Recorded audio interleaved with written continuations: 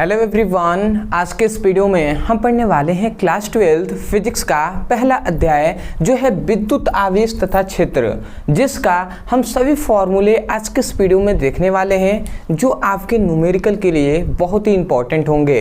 क्योंकि इससे पहले हमने जब आपको बताया था कि न्यूमेरिकल कब से स्टार्ट होगा तो उसमें हमने पहले ही आपको बता दिया था कि न्यूमेरिकल के लिए आपको सबसे पहले तो सभी फॉर्मूले आपको तैयार करना है, जिस चैप्टर का भी आपको न्यूमेरिकल सीखना है। इसीलिए हम पहले चैप्टर का न्यूमेरिकल आपको कराएंगे, तो इसीलिए पहले चैप्टर का सभी फॉर्मूले हम बता दे रहे हैं, इन सभी को आपको तैयार करके ही आना है।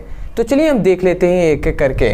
तो यहाँ पे हमने लिख दिया है सबसे पहला फॉर्मूला, इसको आपको ध्यान से समझना है। यहाँ पे हमने सबसे पहला फॉर्मूला लिखा है जो है आवेश का। आवेश इक्वल टू होता है Q equal to N into E।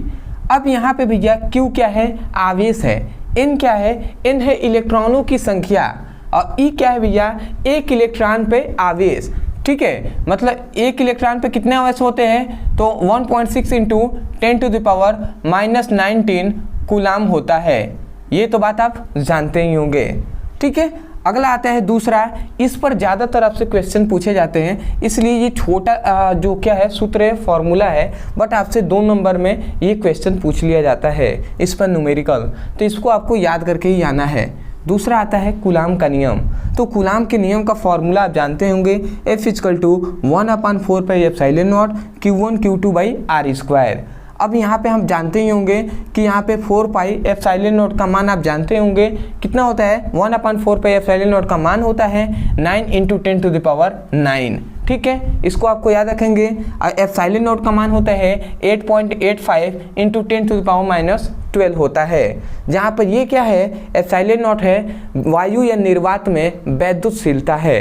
क्या है? वैद्युतशीलता। ठीक है, तो इस फॉर्मूले को आपको याद रखना है। आते हैं तीसरे पर। तीसरा है भैया कि वैद्युत क्षेत्र की तीव्रता। अब वैद्युत क्षेत्र की तीव्रता का 2 फॉर्मूला होता है। एक होता है E इक्वल टू F/Q और यहाँ पे एक और हमने फॉर्मूला लिखा है E इक्वल टू 1/4πε0 Q/r²। अब इन दोनों फॉर्मूले को आपको याद रखना है। यहाँ पे E वैद्युत क्षेत्र की तीव्रता है, F क्या है? बल है, और Q क्या है? आवेश है। ठीक है, यहाँ पे भी Q आवेश, R क्या है भैया? दूरी है। ठीक है, तो ये फॉर्मूला जब वैद्युत क्षेत्र की तीव्रता हमने पढ़ाया था तो उसमें हमने पूरा डिटेल में इस पर हमने एक्सप्लेन किया हुआ है। तो इसको आपको फॉर्मूले को आपको याद करके आना है, न्यूमेरिकल तभी आपसे लग पाएगा। इसलिए मैंने सोचा कि आपको पर चैप्टर वाइज सभी इंपॉर्टेंट क्वेश्चन को करा दें। ठीक है, तो आप सीरियस होकर पढ़ाई यहाँ पे कीजिएगा और बहुत ही ध्यान तरीके से आपको पढ़ाई करना है। एक भी क्वेश्चन को आपको छोड़ना नहीं है, जिस टाइप का भी हम न्यूमेरिकल आपको कराएंगे। ठीक है, मान लेते हैं पर वीडियो पर, मान लेते हैं एक वीडियो हमने इस चैप्टर का बनाया और उसमें 5 हमने न्यूमेरिकल आपको कराया, तो 5 टाइप का हम न्यूमेरिकल कराएंगे और 5 टाइप का आपको और तैयार करना है। जैसे एक टाइप का हमने न्यूमेरिकल कराया, ठीक है, अब उसी प्रकार का आपको क्वेश्चन ढूंढना है और उसको तैयार करना है। यदि आपको अच्छे नंबर से पास होना है बोर्ड एग्जाम में, तो पास तो हो जाएंगे, परंतु अच्छे नंबर से पास होना है और सीरियस होकर पढ़ाई करना है, तभी तो आगे आप कुछ बन पाएंगे ना। इसीलिए कह रहे हैं, तो आपको सब समझ रहे हैं आप। ठीक है, इसमें कुछ ज़्यादा समझाने वाला तो कुछ है नहीं, आप भी जानते हैं पढ़ेंगे तो अच्छे नंबर से पास होंगे। ठीक है, अब आता है चौथा क्वेश्चन, वैद्युत द्विध्रुव आघूर्ण। वैद्युत द्विध्रुव आघूर्ण यहाँ पे P इक्वल टू 2QL लिखे हुए हैं। अब वैद्युत द्विध्रुव आघूर्ण में हमने सब कुछ बताया है। P क्या है? वैद्युत द्विध्रुव आघूर्ण है, Q है आवेश, और L क्या है भैया? दोनों आवेशों के बीच की क्या है? दूरी है, मतलब दूरी कह सकते हैं, लंबाई भी कह सकते हैं। अगला आता है 5वां, जो है अच्छी स्थिति पर वैद्युत क्षेत्र की तीव्रता का फॉर्मूला। ये डेरिवेशन है, बहुत इंपॉर्टेंट है, आप जानते होंगे। ये फॉर्मूला है E इक्वल टू 1/4πε0 2P/r², जहाँ P क्या है भैया? वैद्युत द्विध्रुव आघूर्ण है, R क्या है भैया? दूरी है। तो इसको आपको याद रखेंगे। इसकी गणना जो आता है, ठीक है, इसको आपको डेरिवेशन है एक, तो डेरिवेशन को आपको इसको तैयार कर लेना है, बहुत इंपॉर्टेंट है। अगला आता है छठा हमारा, जो है निरक्षीय स्थिति पर वैद्युत क्षेत्र की तीव्रता का फॉर्मूला, जो है E इक्वल टू 1/4πε0 P/r²। अब इसको आपको याद रखना है, जहाँ पर P क्या है? वैद्युत द्विध्रुव आघूर्ण है, और R क्या है भैया? वैद्युत क्षेत्र की जहाँ पर R क्या है? दूरी है। ठीक है, अगला आते हैं द्विध्रुव पर लगने वाले बल आघूर्ण। अब द्विध्रुव पर लगने वाला मतलब बल आघूर्ण का ये फॉर्मूला है, जहाँ पे हमने लिखा है ये क्या है, टी नहीं है, टाउ है, टाउ। तो tau equal to P E sine theta हमने लिखा हुआ है, तो इसको आपको लिखेंगे tau equal to P E sine theta होता है, ठीक है। तो इसको आपको याद रखना है, टाउ ही है वैद्युत द्विध्रुव आघूर्ण, ठीक है। अब पी क्या है भैया, वैद्युत द्विध्रुव है, ठीक है। यहाँ पे हमने वैद्युत द्विध्रुव लिखा है, वो है। अगला आता है गॉस का प्रमेय।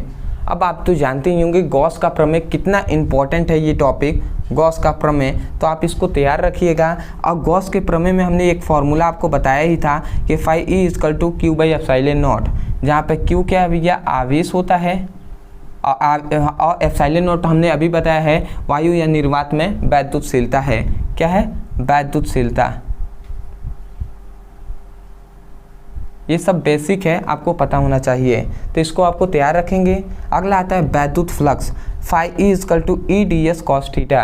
और याद रखेंगे जहाँ पर और यदि कॉस थीटा का मान, ई क्या है यहाँ पे, वैद्युत क्षेत्र की तीव्रता है, ए क्या है, क्षेत्रफल है, और यहाँ पे कॉस थीटा।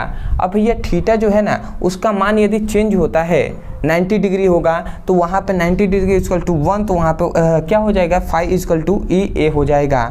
तो आप इन दोनों फॉर्मूले को याद रखेंगे। कहीं कहीं थीटा का मान नहीं दिया होता है, केवल ई ए का मान दे दिया होता है, तो आप हम इसका ही पुटअप करके मान निकालते हैं। आप याद रखेंगे ज़्यादातर आपसे क्वेश्चन इन छोटे छोटे जो फॉर्मूले हैं उन पे पड़ता है। सबसे पहला फॉर्मूला आप इसको याद रखेंगे, ठीक है। दूसरा आपको इसको याद रखना है, इस पर भी आपको एक क्वेश्चन बनता है, ठीक है।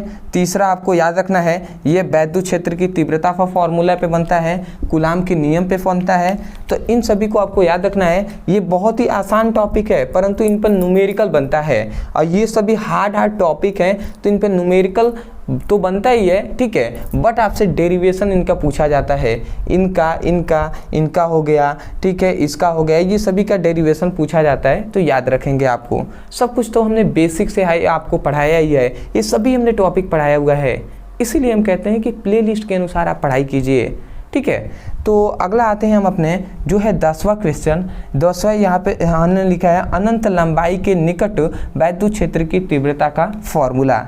अब ये क्या है, गॉस के प्रमेय का 3 अनुप्रयोग होता है, उसमें से पहले अनुप्रयोग का ही ये फॉर्मूला है, जो है E equal to 1/4 pi epsilon nought 2 lambda by R, जहाँ लैम्डा क्या है भैया, पृष्ठीय घनत्व है, आर क्या है, दूरी है, ठीक है। तो इस फॉर्मूले को आपको याद रखने है, इस पर आपका न्यूमेरिकल बनता है, ठीक है। अगला आते हैं हम अपने 11वें वाले क्वेश्चन, जो क्या है फॉर्मूला है, जो है अनंत समतल चादर पर वैद्युत क्षेत्र की तीव्रता। अब भैया वैद्युत क्षेत्र की तीव्रता का यहाँ पे जब फॉर्मूला हमने गणना किया था, तो वो E equal to sigma by 2 epsilon nought किया था। ये एक फॉर्मूला होता है, जो इसको याद रखेंगे। और ये एक अलग से हमने फॉर्मूला लिखा हुआ है, इसमें कहता है कैसा फॉर्मूला कि प्लेटों के मध्य, 2 प्लेटों के मध्य वैद्युत क्षेत्र की तीव्रता का फॉर्मूला है, जो है E equal to sigma by epsilon nought. तो इस फॉर्मूले को आपको याद रखना है, ये 2 प्लेटों के मध्य वैद्युत क्षेत्र की तीव्रता का फॉर्मूला है। इस पे क्वेश्चन ज़्यादातर बनता है, तो इसलिए इन दोनों फॉर्मूले को आपको याद रखना है। अगला बात कि ये सभी आप दोनों मान तो जानते ही हैं कि कितना कितना होता है। तो ये सभी हुए इस चैप्टर के सभी इम्पोर्टेंट जो फॉर्मूले हैं, सभी फॉर्मूले इम्पोर्टेंट क्या, सभी हमने बेसिक टू हाई फॉर्मूला बता दिया है। यदि आप इन सभी फॉर्मूले के तैयार कर लेते हैं और अच्छे से पढ़ाई करते हैं, तो आपसे न्यूमेरिकल बिल्कुल भी नहीं छूटने वाला है। और न्यूमेरिकल जब हम कराएंगे, तब आपको डिटेल में हम आपको बताएंगे कि कैसे आपको न्यूमेरिकल आसानी तरीके से कर सकते हैं। इसलिए आप वीडियो में बने रहिएगा, आगे भी जो भी वीडियो अपलोड होगा उसको समय निकाल के ज़रूर पढ़ाई कीजिएगा, क्योंकि पढ़ना बहुत ही इंपॉर्टेंट है, ठीक है। यदि आप पढ़े रहेंगे तभी मतलब एक तरह से बेहतर इंसान बन सकते हैं, ठीक है। नौकरी अलग बात है, ठीक है, बट आपको अच्छा इंसान, बेहतर इंसान बनना है, तो पढ़ाई भी, नॉलेज भी बहुत ही इंपॉर्टेंट है। तो आशा करते हैं आपको समझ में आ गया होगा। अदरवाइज 3 बातें आपसे सबसे पहले जान लेना चाहिए। पहली बात कि आपको प्लेलिस्ट के अनुसार पढ़ाई करना है। क्योंकि प्लेलिस्ट के अनुसार आप पढ़ाई करेंगे तो आपको एक भी वीडियो नहीं छूटेगा, एक भी टॉपिक नहीं छूटेगा, जिससे आप अच्छे नंबर से पास हो सकते हैं। दूसरी बात, न्यूमेरिकल आपको अगले दिन से ही प्राप्त हो जाएगा, मिलने लगेगा, तो इस फॉर्मूले को आपको तैयार करके ही न्यूमेरिकल के लिए आना है। और तीसरी बात कि बहुत से ऐसे स्टूडेंट हैं जो नोट्स के लिए कह रहे थे कि फिजिक्स का सर नोट्स दे दीजिए, नोट्स आप कब अवेलेबल करा रहे हैं, तो मैं बता दूं कि आपके लिए नोट्स अवेलेबल करा दिया गया है। आप देख रहे हैं तो बहुत ही कम रुपए में, आपको लगभग 69 रुपये में आपको पूरा नोट्स दिया जा रहा है। तो आप चाहें तो नीचे दिए गए नंबर पर मैसेज करके आप फिजिक्स के 14 चैप्टर का, टोटल आपके 14 चैप्टर हैं, उनका फिजिक्स का नोट्स आप प्राप्त कर सकते हैं। तो आशा करते हैं कि आपको समझ में आ गया होगा। नीचे दिए गए नंबर पर मैसेज करके आप उनसे नोट्स भी मांग सकते हैं, और दूसरी बात कि उनसे प्लेलिस्ट का लिंक भी मांग सकते हैं, जहां से फिजिक्स और केमिस्ट्री का बेसिक टू हाई पढ़ाई कर सकते हैं। तो आशा करते हैं आप समझ गए होंगे। चलिए दोस्तों, आज के लिए इतना ही, मिलते हैं एक बेहतरीन टॉपिक के साथ। तब तक के लिए धन्यवाद। जय हिंद, जय भारत।